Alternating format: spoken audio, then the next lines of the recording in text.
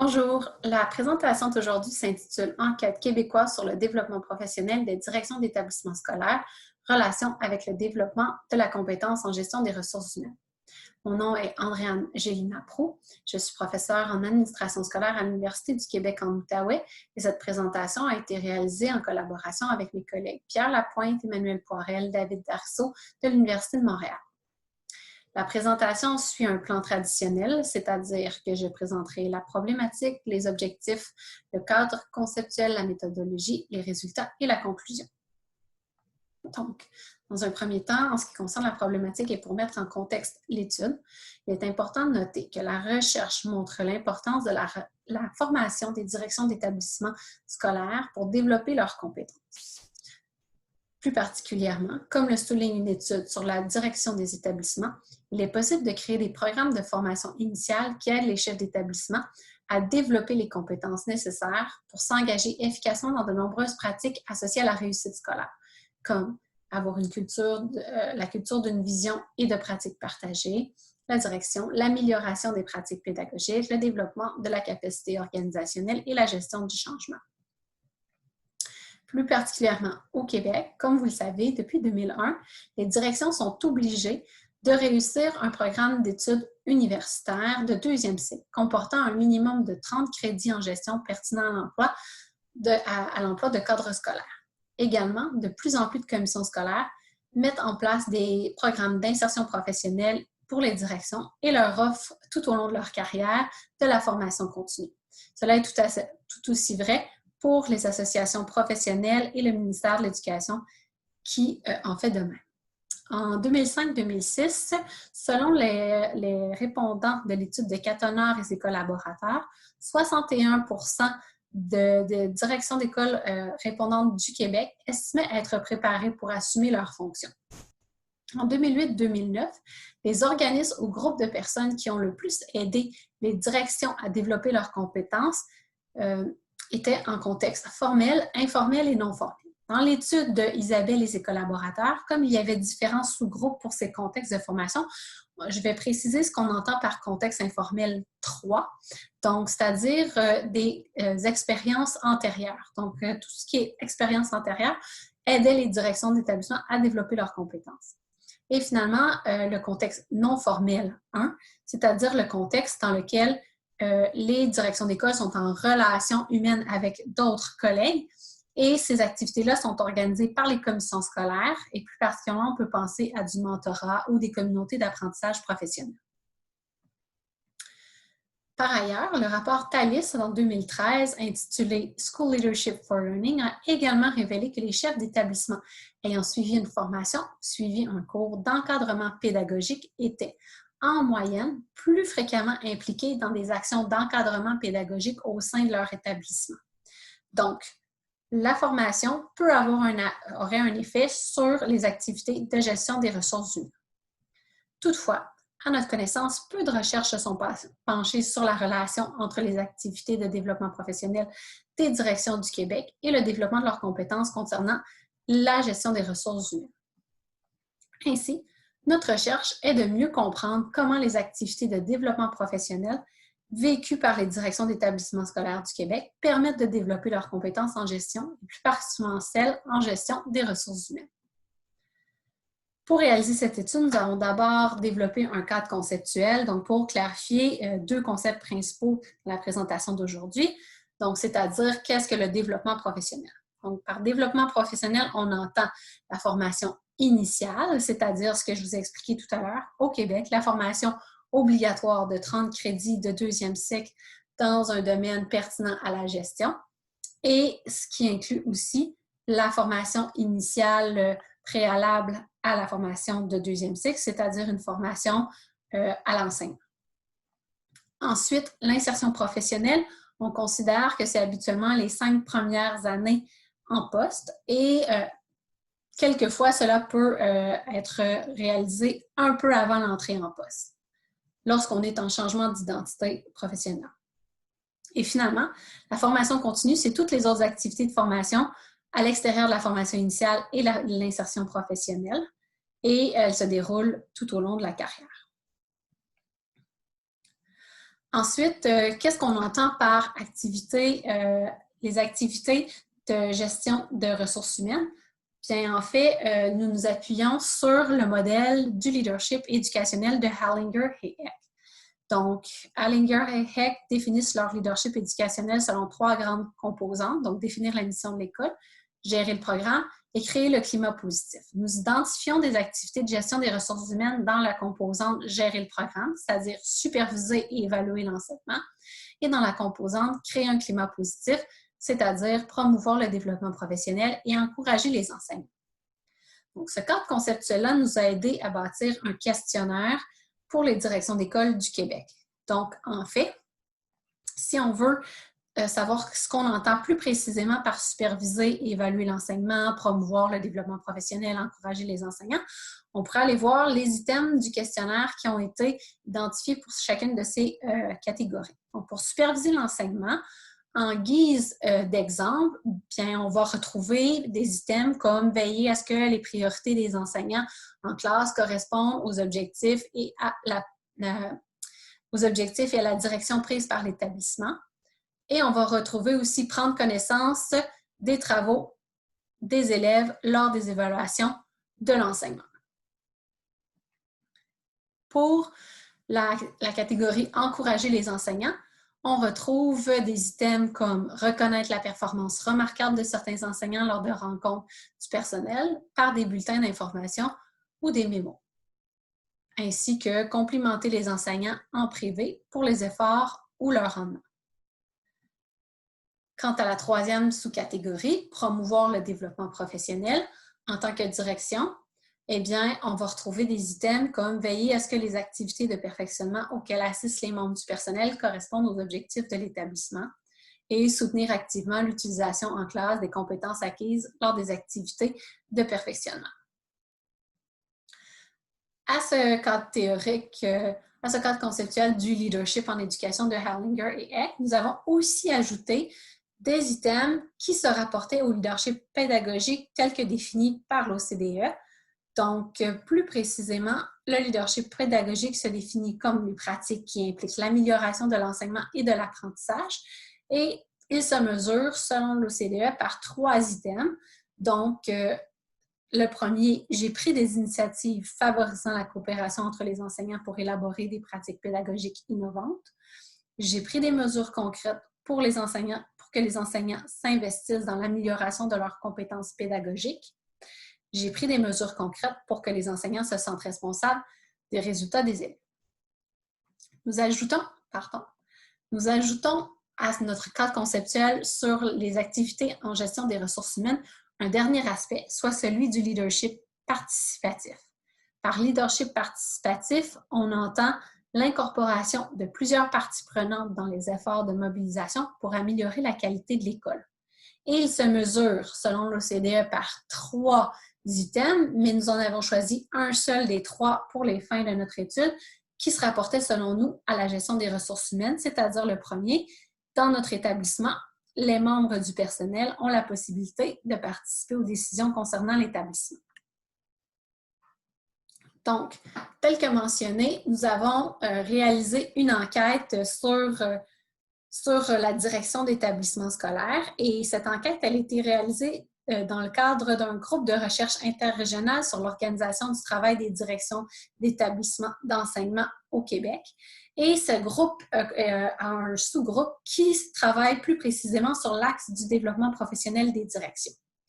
Donc, l'enquête par questionnaire en ligne qui a été validée et qui comporte 71 questions a été transmise à l'ensemble des directions du Québec en octobre 2019 et ils avaient jusqu'au mois de janvier 2020 pour y répondre. Et le questionnaire a été distribué aux directions par l'entremise de leurs associations professionnelles, soit l'AMDES, la QPDE et la FQDE. Nous avons obtenu 1157 répondants, mais par contre, pour certaines questions, le nombre de répondants varie. Donc, cette variation passe de 563 à 1092 répondants. Donc, justement, par rapport aux questions sociodémographiques, on voit que sur les 1092 répondants qui ont participé, qui ont répondu à cette question, 71% étaient des femmes et 29% des hommes. Ensuite, nous avons dans notre échantillon 68% de direction et 32% de direction adjointe. Les directions qui ont répondu étaient âgées minimalement de 29 ans et au plus de 69 ans pour avoir en moyenne 47 ans. Ils occupaient des fonctions comme direction d'école au primaire à 70%, dans une école secondaire à 20%.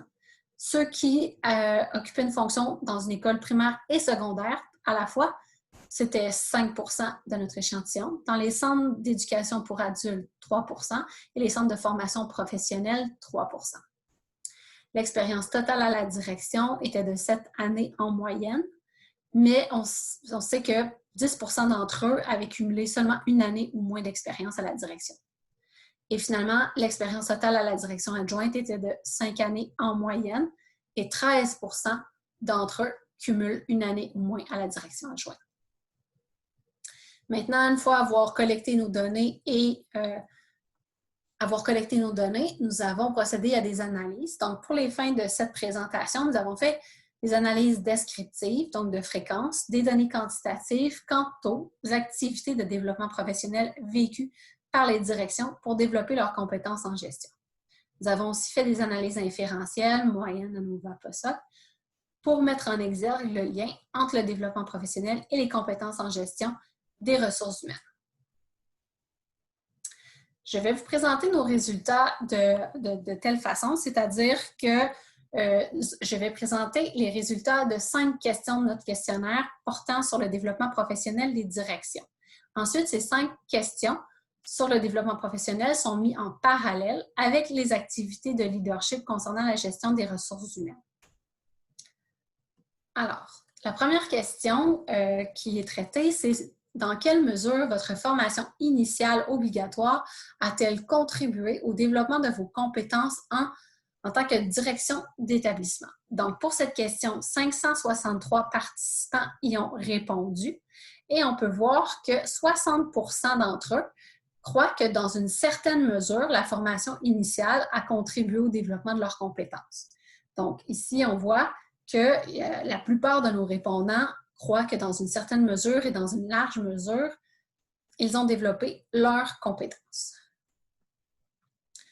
Ensuite, quand on met en parallèle la formation initiale, la question sur la formation initiale et les activités de leadership concernant la gestion des ressources humaines, on s'aperçoit que nos résultats montrent qu'il n'y a pas de différence significative entre nos 4 groupes, c'est-à-dire ceux qui ont mentionné que la formation initiale ne développait pas du tout, peu ou dans une certaine mesure, voire dans une large mesure, leurs compétences, par rapport aux 5 variables d'analyse, c'est-à-dire superviser l'enseignement, encourager les enseignants, promouvoir le développement professionnel, le leadership pédagogique et le leadership participatif, une des 3 questions dont je vous ai parlé tout à l'heure dans le cadre théorique. Donc, dans ce cas-ci, pas de différence significative. Maintenant, à notre deuxième question. Avez-vous complété cette formation initiale obligatoire? Donc, nous avions plusieurs réponses possibles. Donc, oui, je l'ai complétée avant d'entrer en poste. Oui, je l'ai entamée avant d'entrer en poste. Oui, je l'ai entamée pendant que j'étais en poste. Donc, ce sont la majorité de nos répondants qui se retrouvent dans le oui, comme on peut voir par le deuxième graphique ici dans le bas. Ensuite, non, je n'ai pas, je suis entrée en poste avant 2001, donc avant la formation obligatoire. Et non, je suis en train de la compléter, 14%. Et finalement, non, je ne l'ai pas encore complétée. Donc, on voit que le non est quand même plus marginal, c'est-à-dire un peu moins de 20%. Donc, quand on vérifie, quand on met en parallèle la complétion ou non de la formation initiale obligatoire en lien avec les activités de leadership concernant la gestion des ressources humaines, nos résultats montrent qu'il n'y a pas de différence significative entre les 2 groupes, soit oui ou non, j'ai complété la formation initiale, et 3 des variables d'analyse, c'est-à-dire superviser l'enseignement, encourager les enseignants et promouvoir le développement professionnel. Par contre, des différences significatives sont révélées pour la variable leadership pédagogique. Donc, en fait, ceux qui ont complété leur formation rapportent manifester davantage de leadership pédagogique.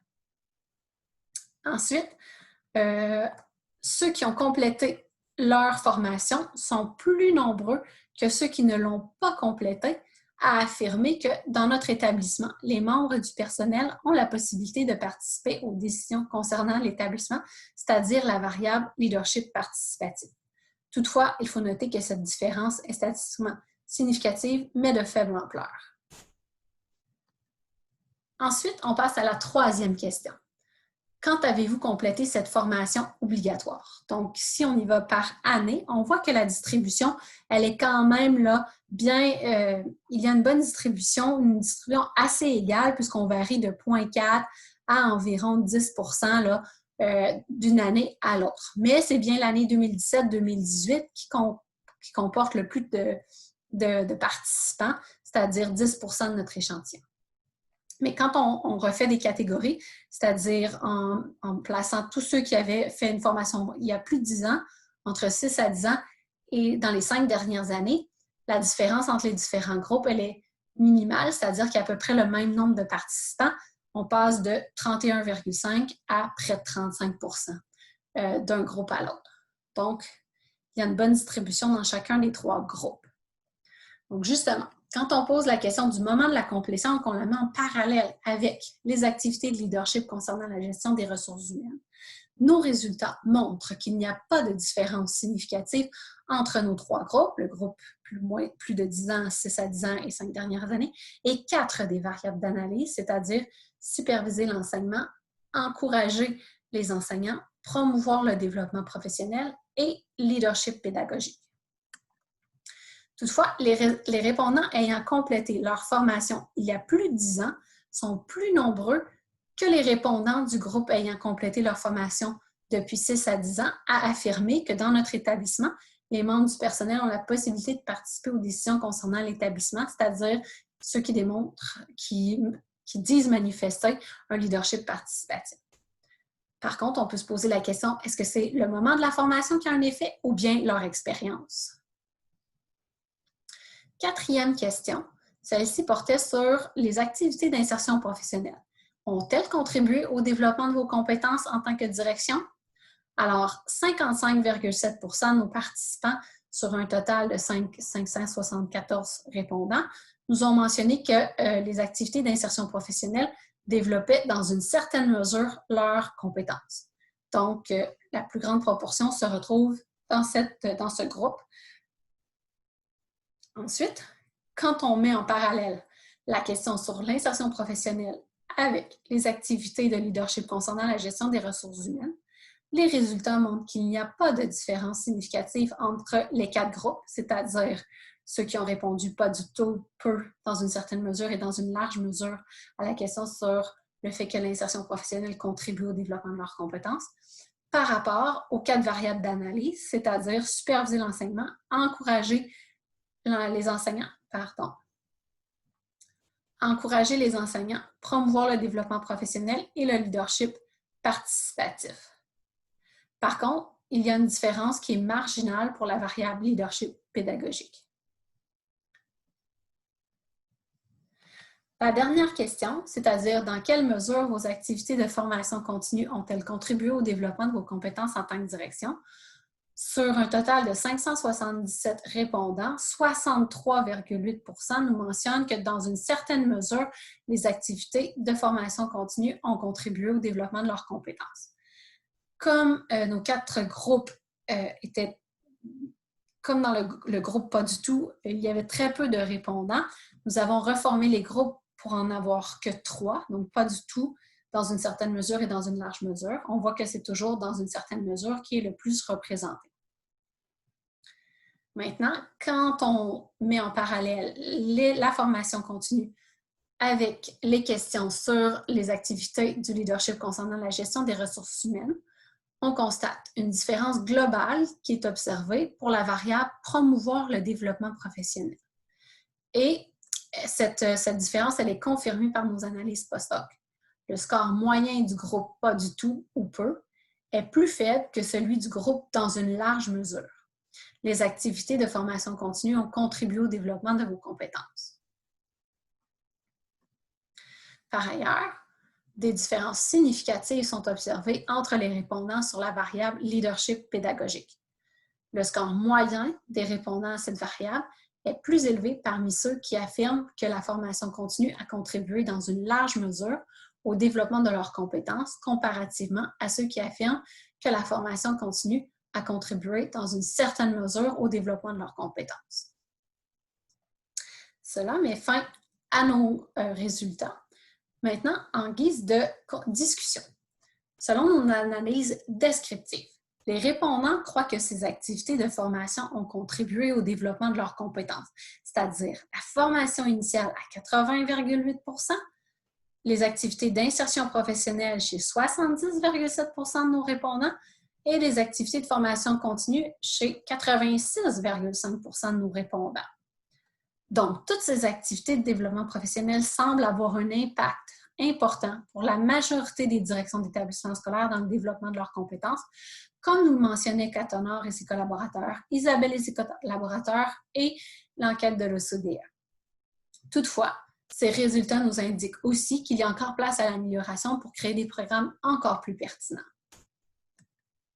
Ensuite, selon nos analyses inférentielles, 3 constats peuvent être retenus. Dans un premier temps, nous pouvons mettre en exergue un lien entre la formation initiale et les activités de gestion des ressources humaines, c'est-à-dire les directions qui rapportent manifester plus de leadership pédagogique sont aussi celles qui ont complété leur formation initiale lors de la passation du questionnaire. Par contre, dans un deuxième temps, nous ne pouvons pas mettre en exergue un lien entre les activités d'insertion professionnelle et les activités de gestion des ressources humaines. Est-ce que cela signifie qu'il n'y a pas de lien? Nous n'en sommes pas convaincus, donc plus de recherches devraient être effectuées. Cela pourrait être en fait causé par les limites de notre recherche, c'est-à-dire, par exemple, une confusion dans ce que peut constituer des activités d'insertion professionnelle versus celles qui sont des activités de formation continue. Le troisième constat, c'est que nous pouvons mettre en exergue un lien entre la formation continue et les activités de gestion des ressources humaines. Plus particulièrement, on voit que les directions qui rapportent faire moins souvent la promotion du développement professionnel sont aussi celles qui croient n'avoir pas ou peu développé leurs compétences dans le cadre de leur formation continue. Aussi, les directions qui rapportent démontrer davantage de leadership pédagogique sont aussi celles qui croient que la formation continue a contribué dans une large mesure au développement de leurs compétences. Bref, ces résultats nous laissent croire que le développement professionnel pourrait, dans une certaine mesure, surtout pour la formation initiale et la formation continue, avoir un impact sur les activités de gestion des ressources humaines, comme le prétend d'ailleurs l'OCDE.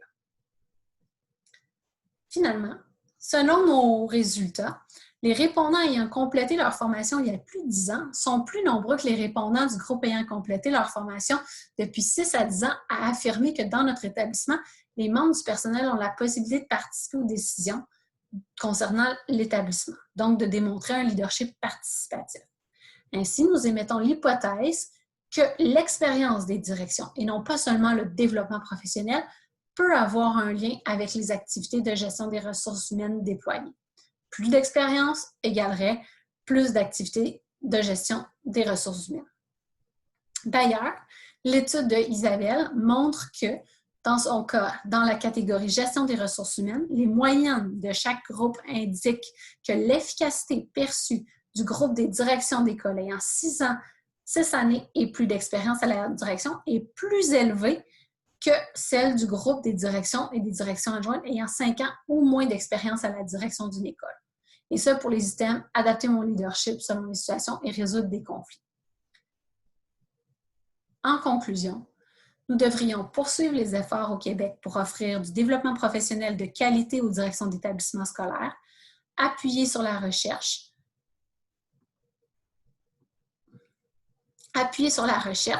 dans le domaine de l'enseignement et de l'administration de l'éducation. Nous devrions aussi poursuivre les recherches pour comprendre comment les activités de développement professionnel vécues par les directions d'établissements scolaires du Québec permettent de développer leurs compétences en gestion. Notre présentation s'appuyait sur différentes ressources scientifiques, d'ouvrages scientifiques. Donc, vous voyez les références à l'écran. Je vous remercie grandement pour votre attention.